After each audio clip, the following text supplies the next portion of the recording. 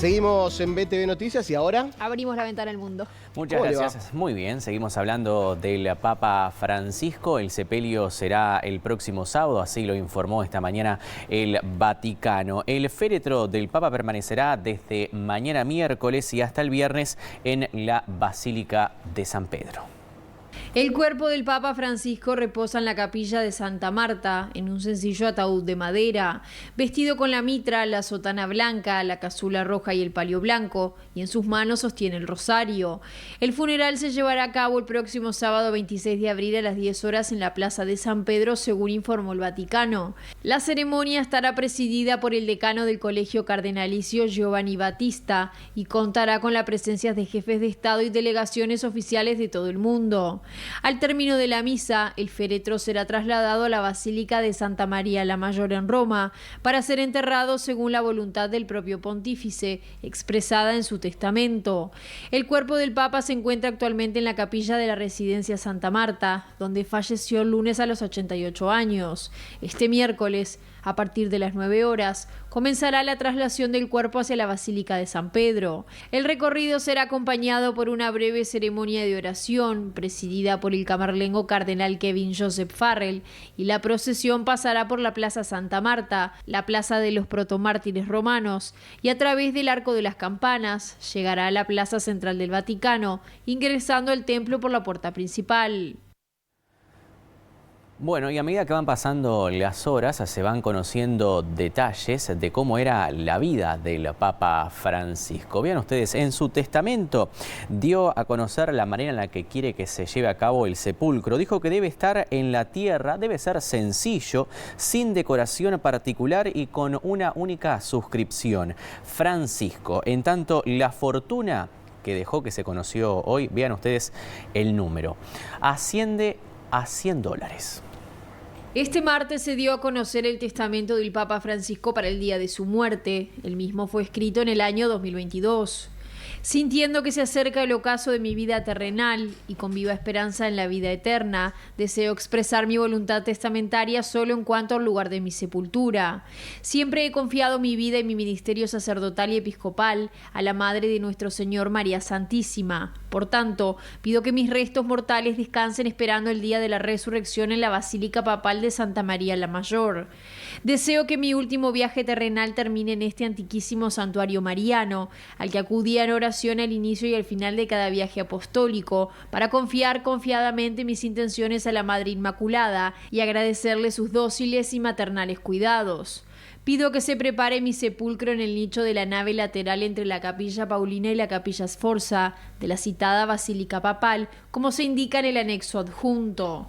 El sepulcro debe estar en la tierra, sencillo, sin decoración particular y con la única inscripción Franciscus. Los gastos para la preparación de mi sepultura serán cubiertos por la suma bienhechora que he dispuesto para ser transferida a la Basílica Papal de Santa María la Mayor, y para lo cual he dado instrucciones apropiadas al Monseñor Rolandas Mácricas, comisario extraordinario del capítulo de Liberia.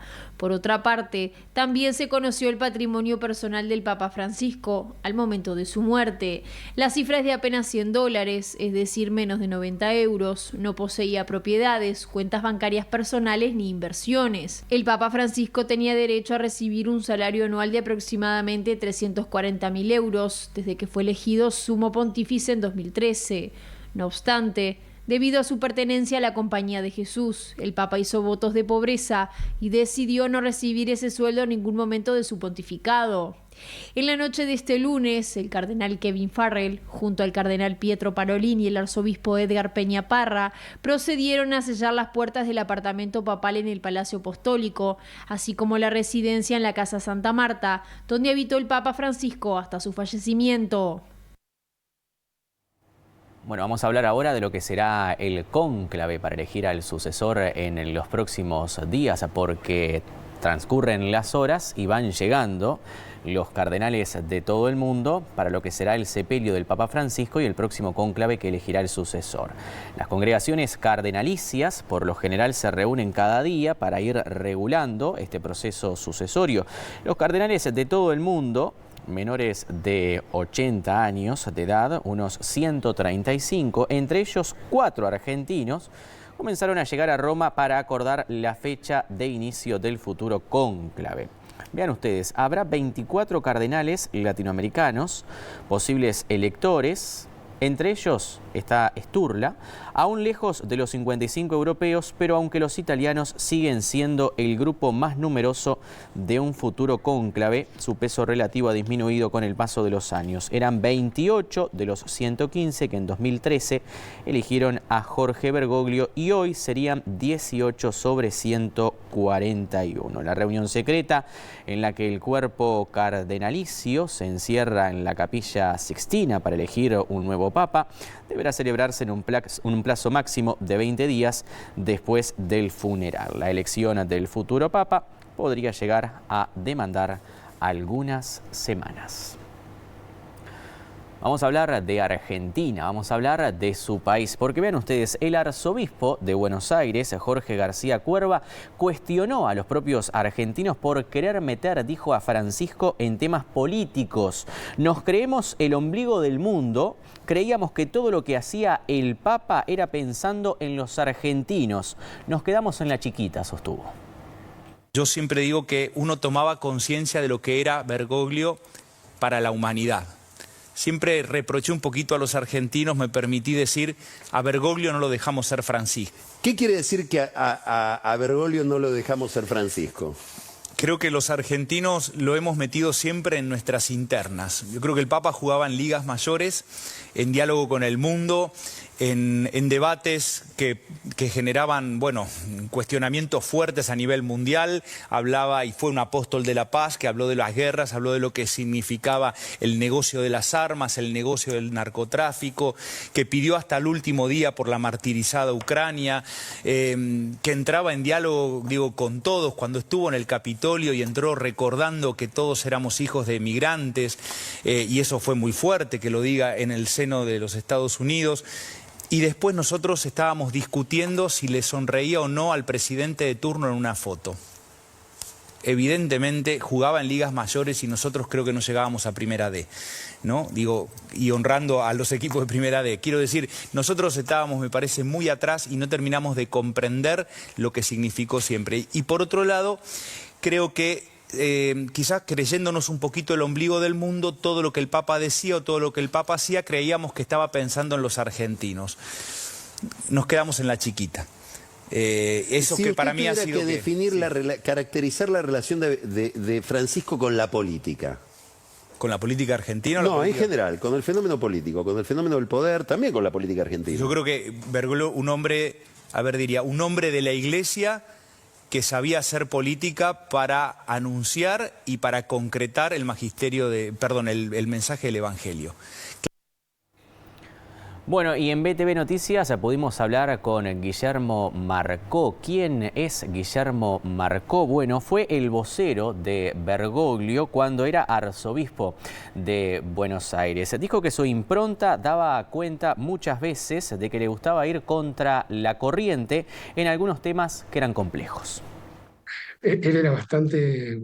yo era muy cara dura porque era joven y él era como que le divertía en un punto, digamos, ir como contra la corriente, ¿no? Entonces me dijo, bueno, pero vos avisá.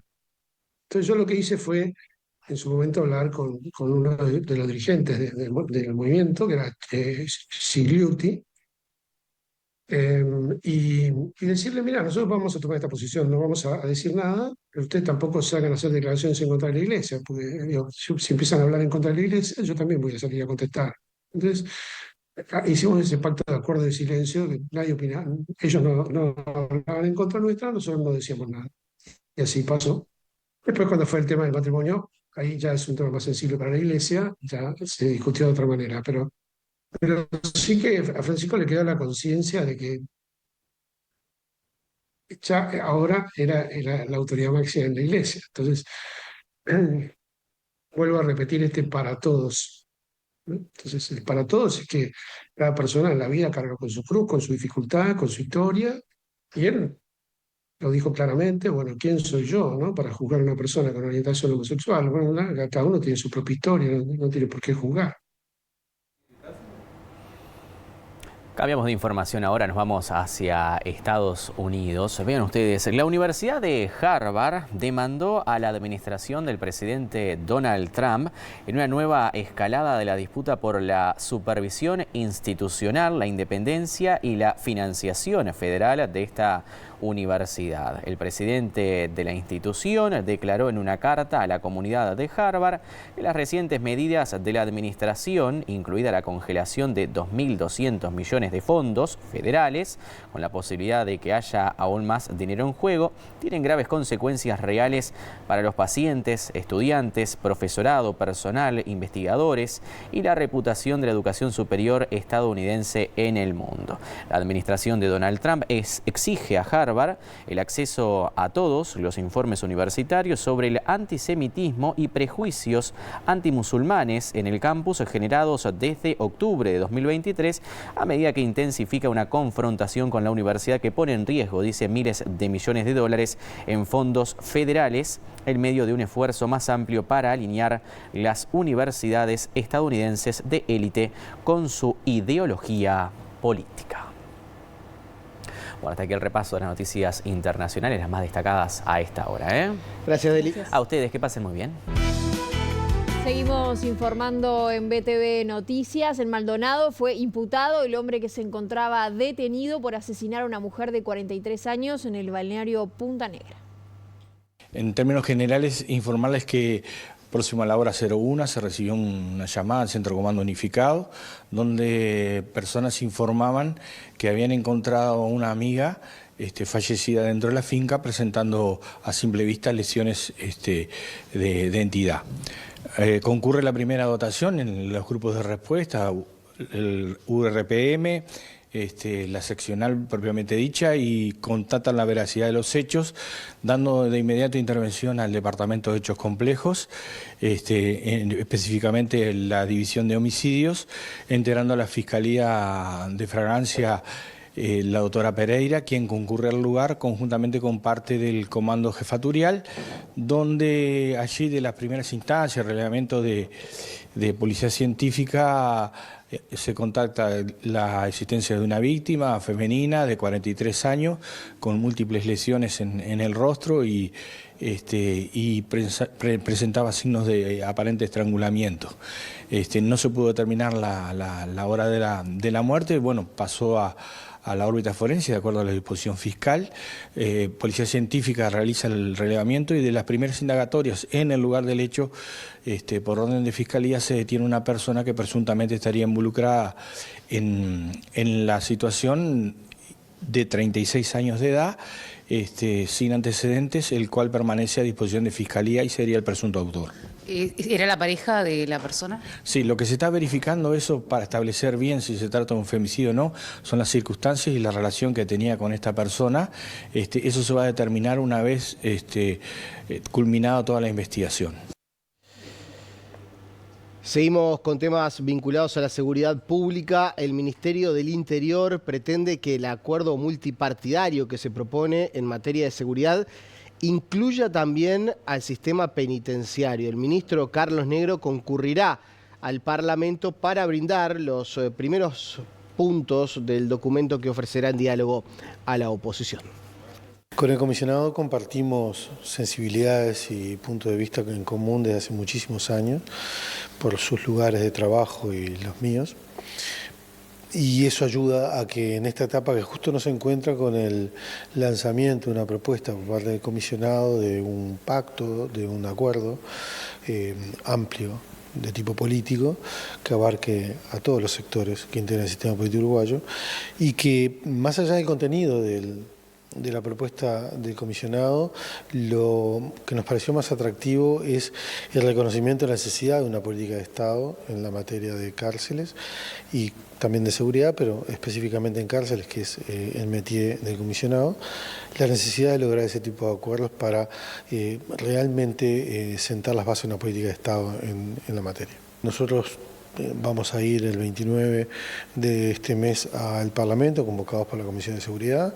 Allí vamos a dialogar con los miembros de todos los sectores que integran la Comisión y allí vamos a plantear precisamente esta cuestión de la necesidad de las políticas de Estado en materia penitenciaria y la voluntad del Ministerio del Interior de participar de ese diálogo con propuestas amplias, sujetas a la participación y a la intervención de todos los sectores. Estamos en un momento en el cual la realidad penitenciaria nos muestra que es necesaria esa sintonía, que sea una especie de marco general sobre el cual después habrá medidas concretas, medidas de política concreta, medidas legislativas concretas y también acciones también puede tomar el Poder Judicial, que recordemos que el gobierno son los 3 poderes del Estado. Así que bueno, seguiremos dialogando en breve y vamos a ir trabajando cada uno en su rol en torno a este espíritu y esta convocatoria que nos hace uno de los problemas duros que sigue teniendo el Uruguay, como ocurre en muchos países del mundo, que es la privación de libertad, el sistema de privación de libertad y que sigue requiriendo un esfuerzo democrático importante. Bueno, nos vamos. Nos vamos. Las noticias vuelven en la tercera edición. Que pasen ustedes muy bien, será hasta mañana. Buen descanso, chau, chau.